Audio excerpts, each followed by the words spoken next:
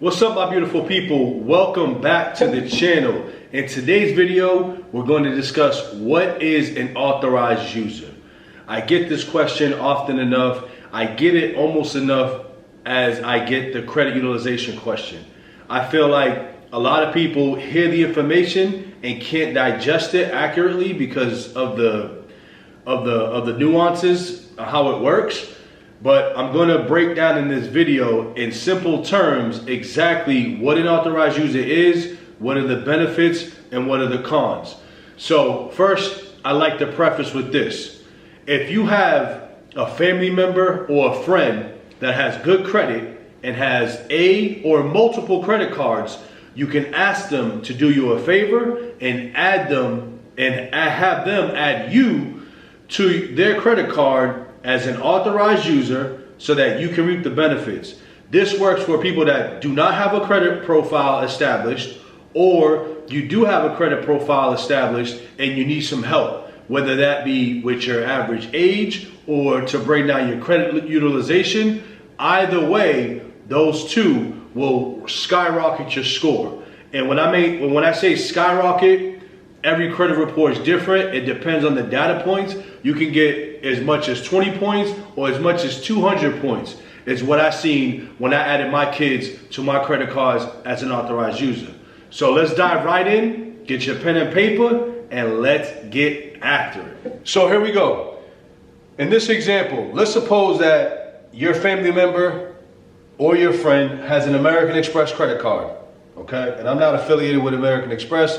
I'm just using them because they're a household name and they're also well known on the business side. So let's just say your family member, okay? Because the people that are going to primarily do something like this for you are most likely going to be your family.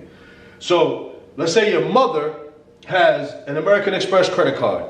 She has had that credit card for 10 years, okay? So think about that. Think about the age that your mother is and the fact that she's had that card for 10 years.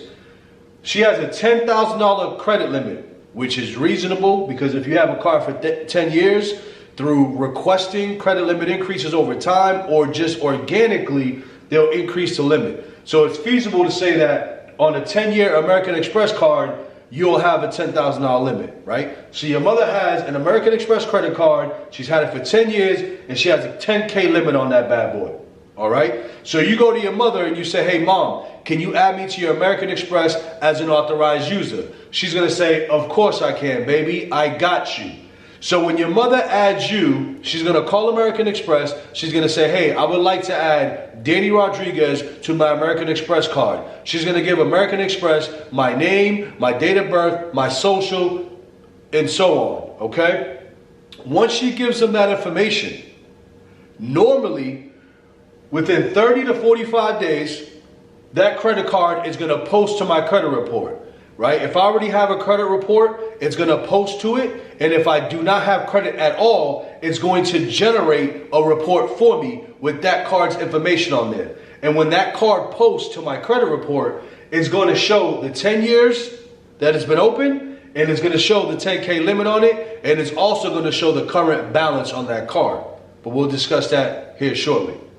So generally speaking, in 30 to 45 days after someone adds you as an authorized user, that credit card will post to all three of your credit reports or one or two.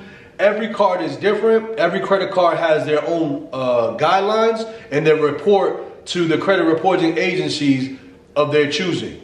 Not all credit cards are created equal. Not all credit cards are going to report to all three credit reporting agencies, which is Experian, TransUnion, and Equifax. So just be mindful of that, okay? So in 30 to 45 days, boom, that credit card account hits your credit report, right? And we're going to talk about what happens when this information hits your credit report. We're going to talk about some of the benefits as to why you see an increase in your score. So one is age, okay? So a lot of people, they don't understand this. So when you have credit card accounts, auto loans, when you have trade lines is how they're referred to in the industry. When you have trade lines on your credit reports, the minute those trade lines hit, the time starts ticking. So let's say you've had an auto loan for 2 years and a credit card for 2 years and a student loan for 2 years. So the average, what they'll do is they'll add up those accounts and then they'll divide them by 3 and then they'll get an average age. So that average age is going to show up on your credit report. And remember, age is 15% of your credit score, right? So this is why this is how it ties in, and this is why it's important. So when that 10-year age hits your credit report, your average age goes up. So if your average age on your current reports is 2 years, once they factor in that 10 years, your score skyrockets because now your average age has increased. Okay, I hope that makes sense. And then the second reason is because of the limit.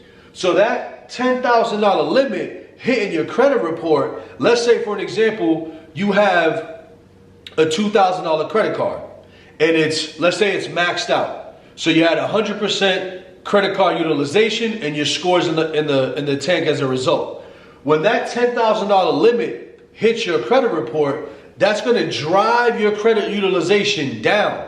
So now it's no longer going to show up that you have maxed out credit. It's no longer going to have the detrimental effect that it had on your credit score when that credit card was maxed out. Because once this second or third, if this is your second card that hits your credit report, remember, if you watch my credit utilization video, once you go over one card, they go based on the overall credit utilization, overall limit.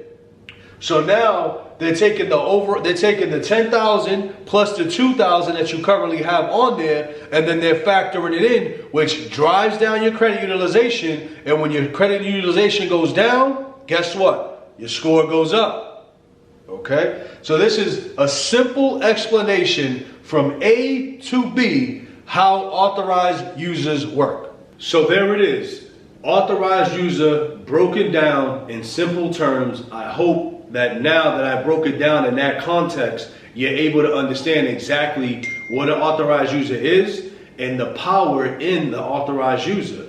Not to mention a couple of things that I didn't discuss on the board. There's a caveat to being added as an authorized user. Just like with everything else, there's an inherent risk. So if your mother has a credit card that she adds you to, and let's say for an example, she runs into a problem at some point in life because life happens to everybody. She runs into an issue where she makes a late payment or she has to put a high balance on that card or even max it out. If you're an authorized user on that credit card, you also take the hit. So when she maxes out that card, her score is going to go down because utilization went up, and so will your score. It will also go down.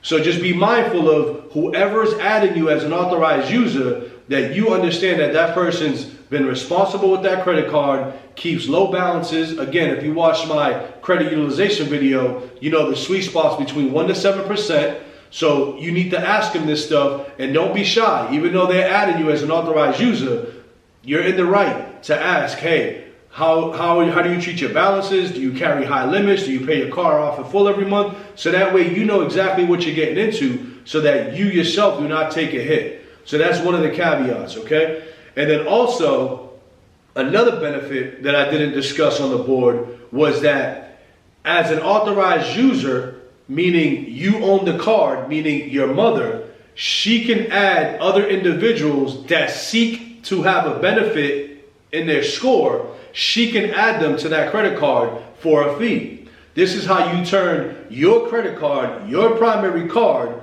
into a cash cow. I did that early on when I started my credit repair company. I took all of my personal credit cards that I've had for 10 plus years, and I started selling spots. So each individual credit card has a certain number of spots that they will allow you to add authorized users, right? So for an example, Bank of America, at the time, I don't do authorized users anymore. I only have my family on my credit cards. I'm not in the business of selling trade lines anymore. But when I was in that realm and I was making money, at the time, Bank of America would only allow me 5 authorized users. That could have went up or down from the time that I was doing it. But because I knew I had 5 spots on my Bank of America credit card, I can sell 5. So if anybody needed a decrease in their utilization, if somebody needed an increase in average age, if somebody needed a boost in their score, I would add them for a fee. Typically, depending on who it was between $250 and $500. $250 to $500 to be added for a 60-day window. After 60 days, I would remove you and then repeat the process. So if you do the math, you decide on what you want to charge, it can be a profitable business. But just keep in mind, again, there's always an inherent risk. If Bank of America sees too many people, you cycling through too many people as authorized users on your credit card, they could shut you down, right? Because you're not supposed to be adding anybody that's not a family member to your credit card as an authorized user. So just keep that in mind, okay? So there it is. There's the power in authorized user, how it can benefit you, some of the cons, and then how you can make money. So the more credit cards you open under your personal name and keep them as a primary, you can actually leverage those to make money and create a business out of this. If you go online, you search up trade lines, there's a plethora of companies and people selling their spots on their credit cards and making money. So this is when you learn how to play the credit game, this is pulling that leverage handle and leveraging everything in your arsenal. Again, the information is key, because if you didn't know that, that means you didn't have access to the information. And what you don't know, you don't know. But now that you know, you can use that as a viable source of income for yourself, for your family, and so on. So I hope that's helped you. I hope that's provided context. I hope that's provided clarity. In 2025, we have no excuse as to why we can't be making money. Let's go out and let's execute. Like I always say, I want to see everybody win, and there's plenty of money out there for everyone to eat. Let's go.